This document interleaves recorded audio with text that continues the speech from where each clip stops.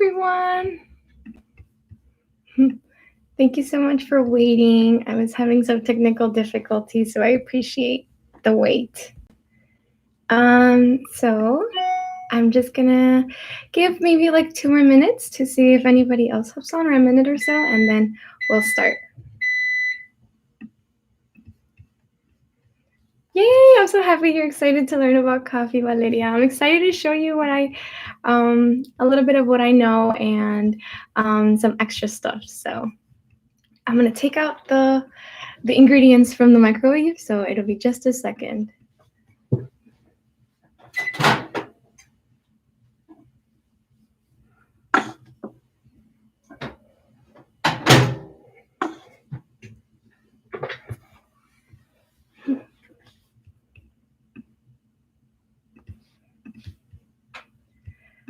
I hope everyone's day has been really well. Mine has been a little busy, but I'm super excited to be here. So, okay, so I'm gonna go ahead and get started. So hi everyone, my name is Paola Beltran Gutierrez, and today I will be sharing a little bit about coffee, and specifically instant coffee, and what it means to me, and just different ways you can prepare it as a drink. So to start off, coffee has a really interesting history, I think. It's a very experimental history. So there's a legend, and some people say it's true, some people say it's not, but of an Ethiopian goat farmer who was observing his goats and saw that they were eating these red berries, and whenever they did, they would get super energetic and super excited to just be there. And so he's like, okay, how about I brew that into a tea and see if that makes me energetic, right? So that's exactly what he did. He brewed some of the berries, the red berries that coffee comes from, and he saw that he got super energetic. So he was super excited to share with other people, and he shared it with a monk monastery. And so with the monks, they decided, how about we roast these berries and see how they taste, or how about we add some water to see how they taste. So it was very experimental, and that's how pretty much coffee ended up existing. And word got around about this magical drink that gave everybody energy, especially back then. It was very labor intensive, so it was just super essential. It pretty much spread around like the Arabian Peninsula. A lot of cultivation started happening in Yemen and Turkey, and then it spread to Europe much, much later, but it did. And so how I kind of came to be interested in coffee. So I grew up in a house where coffee was essential. I woke up to the smell of coffee. My parents always drank coffee growing up, and what really got me into the cultivation of coffee, and just how it's universal, and just like different things about just learning about coffee itself, was through a class, actually. So it wasn't my own class, it was my dad's. So he took a coffee master certification class. And so he would ask me to check his essays for him. And I started learning about coffee. It just became a really interesting topic. And he would tell me about the different roasts, and how like each where coffee is cultivated, it depends on like the taste and temperature, and all these different technicalities that I really appreciate learning about. And so I just took I was really fond of coffee, and so with instant coffee, I wasn't allowed to drink ground coffee until I was a little older. So instant coffee had to do the job for me growing up. And so I drank instant coffee when I was young, and I still do. I've had both, and I personally prefer instant coffee. I feel like a lot of people discredit instant coffee just because it is considered less appetizing or less tasty, and just overall a lot cheaper than ground coffee. But I think it's really good. So, and I hope that throughout today, or throughout the live stream, you learn a little more about instant coffee. And whenever you think about, oh, should I purchase ground coffee or instant, that you give instant a chance. So instant coffee really came to be around the early 1900s. So it had already was like a thing in like the late 1700s, early 1800s in Europe, but it wasn't patented until late 1800s. And then the 1900s is when it really took off because of the different world wars that were happening. So a lot of the soldiers needed energy boost, and so they're like, okay, how are we going to bring coffee to these soldiers, right? So then a Japanese chemist pretty much came up with the idea of instant coffee and like bringing it to different places and specifically with soldiers. So and that's where it gets its reputation where it's not tasty, because at first it was really bad. It said it was, I mean, I wasn't there, right? But it was said that it was really bad and it wasn't good at all. And so they, but then Nestle, which is a Swedish company, came up with Nescafe, which is their staple coffee even today. So it was developed in 1938. And after that, it pretty much took off and people were like, oh, this is actually pretty good. So it really gained popularity in like the mid 1930s. And to kind of give a synopsis of what instant coffee is. Oh, Valeria, you were there. It was bad. Oh, I bet. And pretty much instant coffee is the same way that coffee is usually made. It is ground coffee up until the point where you have to grind it. So it's grinded really, really well, and then it's made into a paste, and then it is sent through these like really, really, really cold freezers, where it is completely like the actual coffee paste is super frozen. And then it's brought in through like these steamers where all the water is pulled out. And because of the temperature and pressure balance, the coffee doesn't react, so it doesn't it doesn't dissolve. So the actual bits of the coffee grinds are left, right? And that's what instant coffee is. So pretty much what it is dehydrated ground coffee. It is like lack of moisture, and no water in there. So that's pretty much the biggest difference. But everything else is pretty much the same.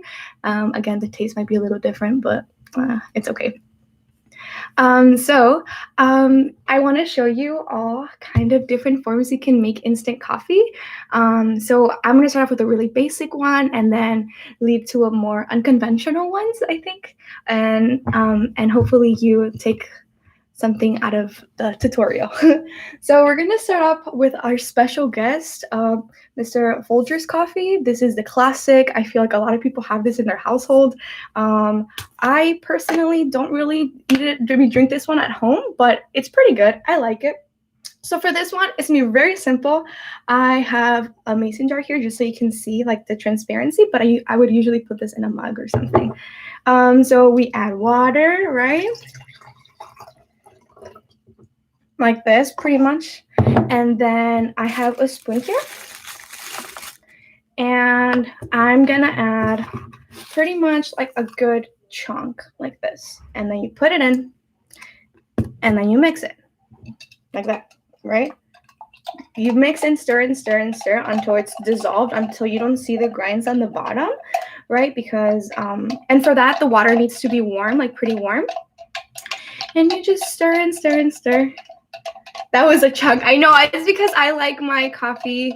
Oh, you prefer instant coffee too? Oh, nice. I like my coffee pretty strong, but actually, I guess like a tip I could share with all of you is that even if you put too much or too little, like there's nothing instant coffee can't fix, you know? So like let's take let's taste it and see what it needs, right? Okay, for me, it needs a little more coffee. Oh, I know we said that, excuse me, like that was a lot, but I think that it needs a little more. So I guess a tip would be that when you want to add some more, make sure that you wipe your spoon like super dry, because again, you want to prevent the moisture from coming into the instant coffee, because we want it to stay as fresh as possible, because Fun fact, instant coffee can last up to like 20 years if you store it really well. So we're trying to keep it as fresh as possible, right? And so we just put it back in there, right? Put it back in there and add some more. And then you do the same thing and you stir, right? So there we go. And after you're done with stirring and like using your instant coffee, I recommend you close it right away, just because my mom taught me that it's just really important to keep the coffee fresh. So like prevent it from going stale is just closing it right up after you're done. And so yeah, we have our first one here. Delicious, pretty dark, I know, but it's good. Okay, second one, I think once I got to college, I started drinking more almond milk than I did like regular milk.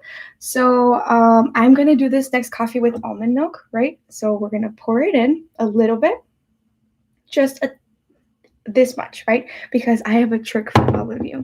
And for this one, we're gonna be using Nescafe, which is my favorite. So my uncle taught me that to make a little paste when you're using like soy milk and almond milk, because it is a lot thicker and it takes a little bit longer to dissolve the instant coffee.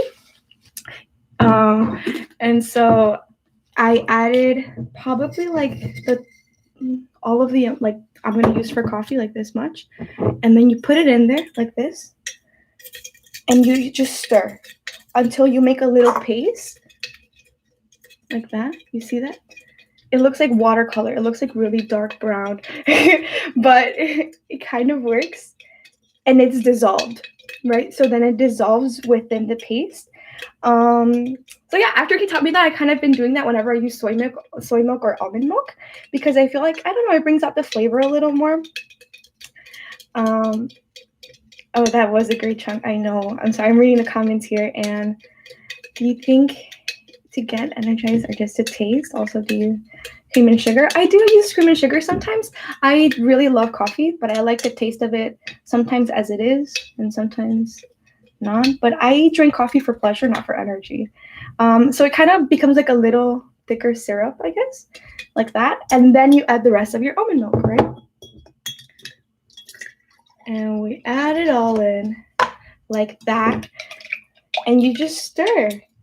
And it looks really, I think it looks really pretty. Oh. And then I do add some sweetener sometimes. So this is agave. I like using agave sometimes. It does reduce the amount of sugar that I consume, so I appreciate that. And you just kind of pour it as much as you'd like.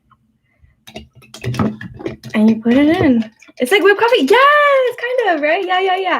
Yeah. Oh, I guess so. Yeah, kind of like whipped coffee. That's a great recipe. Thank you for bringing it up, Jenny. And then you give it a taste test. And we'll see. Let's do. Oh, it's really good. I wish you guys could all be here with me so you could all just take a sip of this coffee, because I think it's pretty good. Okay, and then for the last one that I just recently discovered, I'm not gonna lie, or not discovered, it kind of clicked, was so there's this coffee in my culture called Café de Olla, which is really popular. It's made with cinnamon and other spices, and then you add coffee. So it's like cinnamon tea and spices and different spices, and then you add your coffee. And so it's very traditional. And so I had excess cinnamon tea that my mom brought me. So I was like, oh, I don't really want to drink it. So like, how can I make it more interesting? So I added coffee to it. So pretty much what we're going to do is add the cinnamon tea, and cinnamon tea is pretty much it's cinnamon sticks boiled in water. That's all it is. Like, there's really not much to it. It's just cinnamon sticks boiled in water. And that's going to be our base. So like, that's going to be the base of our drink. So you add it, right? Like this. It looks kind of, I feel like it has the color of like chamomile tea sometimes. Kind of cidery, it's like apple juice.